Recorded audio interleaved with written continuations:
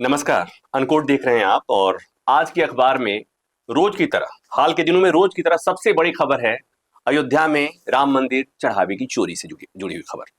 और इसमें आज की जो खबर छपी है उसके मुताबिक चंपत राय पर अभी भी शक की सुई नहीं जा रही है, उनको अभी भी क्लीन चिट देने की कोशिश हो रही है। और खबर के मुताबिक अनिल मिश्रा पर शक की सुई चली गई है और हो सकता है कि उनके लिए मुश्किल खड़े होने वाली है। चढ़ावा चोरी, चंपत राय ने अनिल मिश्र और बैंक पर उठाए सवाल, आज के हिंदी हिंदुस्तान में खबर है।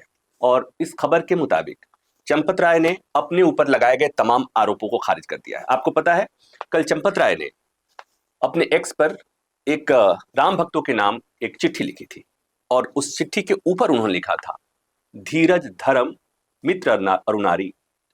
तो धीरज धर्म मित्र अरुणारी ये जो है वो आपदा के समय इनकी पहचान होती है।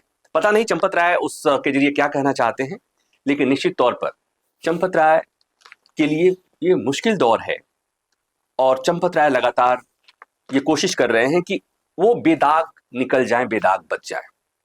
उनके पक्ष में हवा बहाने की कोशिश की गई दिल्ली और लखनऊ से भी, और खबरों में भी इसी तरह की बात आ रही है। तो पहले आपने देखा एसआईटी के गठन के बाद 8 लोगों के खिलाफ एफआईआर दर्ज हुई, जांच हुई, उनकी गिरफ्तारी हुई, चोरी का सामान जब्त किया गया, रुपये पैसे जब्त किए गए, आभूषण जब्त किया गया, इस तमाम चीजें हुई।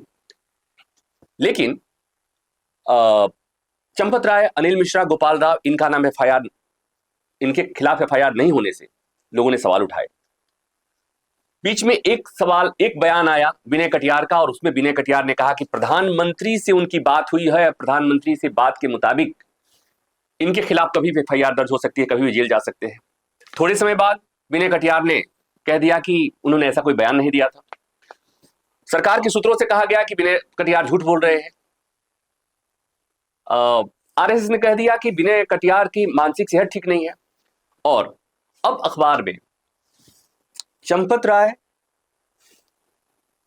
को एक तरह से अबोध बताने की कोशिश हुई है और अनिल मिश्र संदेह के घेरे में है और चंपत राय ने शक की गुंजाइश उधर मोड़ दिया है, शक की सुई को उधर मोड़ दिया है। तो चढ़ावा चोरी, अखबार में जो लिखा हुआ है, चढ़ावा चोरी के आरोपों के बाद श्री राम जन्मभूमि तीर्थ ट्रस्ट के निवर्तमान महासचिव चंपत राय ने पहली बार 2 पत्रों के जरिए अपनी स्थिति साफ की है। राम भक्तों के नाम लिखा उनका पहला पत्र उनके अधिकृत एक्स हैंडल पर डाला गया, जबकि एसआईटी को लिखा दूसरा पत्र सोशल मीडिया पर वायरल हो गया। यह भी सवाल है कि उन्होंने सोशल मीडिया को पत्र लिखा और सोशल मीडिया से वो पत्र वायरल हो गया, और वायरल हुआ या वायरल कराया गया, ये अपने आप में सवाल है।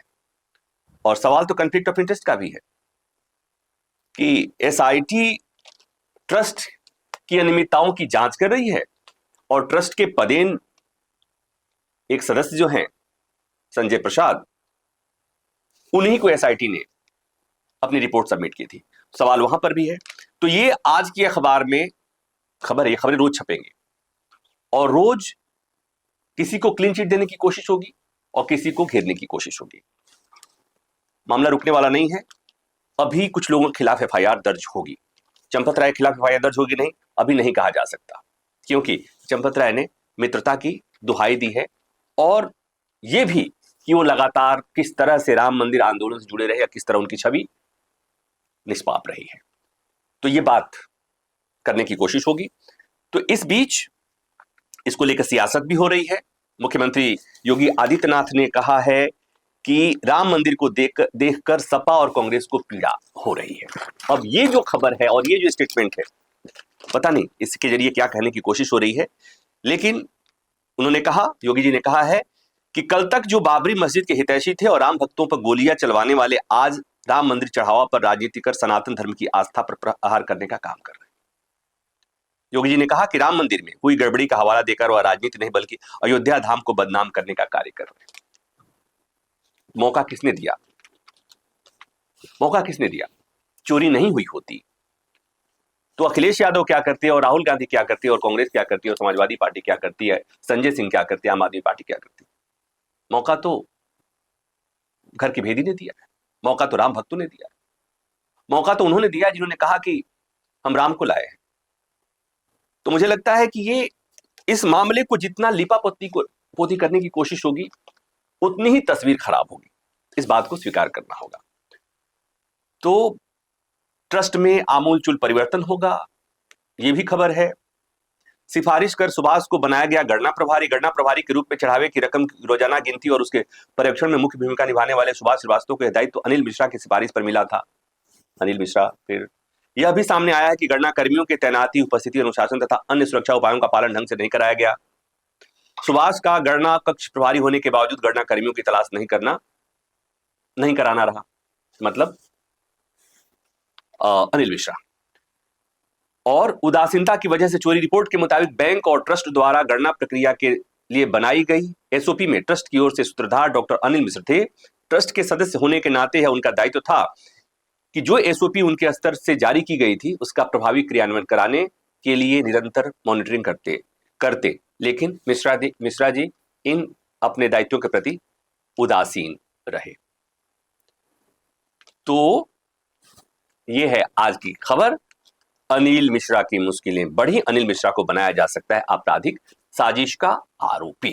तो 3 लोग, चंपत राय, अनिल मिश्रा, गोपाल राव में से एक आदमी का अब यह तय है कि वो उनके खिलाफ एफआईआर दर्ज होगी या एफआईआर में उनका नाम शामिल किया जाएगा। बारी सबकी आएगी एक एक करके। तो मंदिर प्रकरण में बस इतना ही। मंदिर के चढ़ावा चोरी जुड़े और वस्तुओं पर हम जानकारी लगातार अपडेट देते रहेंगे। ये जानकारी अगर आपको पसंद आई हो तो इसे लाइक कीजिए, शेयर कीजिए और हाँ, अनकोड को सब्सक्राइब भी करना है। धन्यवाद।